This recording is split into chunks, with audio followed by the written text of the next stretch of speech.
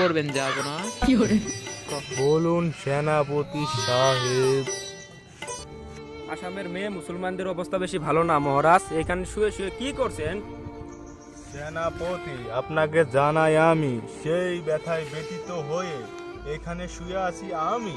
ও হুজুর, চলে আসুন আসামে, আপনার জন্য রাজ দরবারে অপেক্ষা করছে। চলুন সেনাপতি।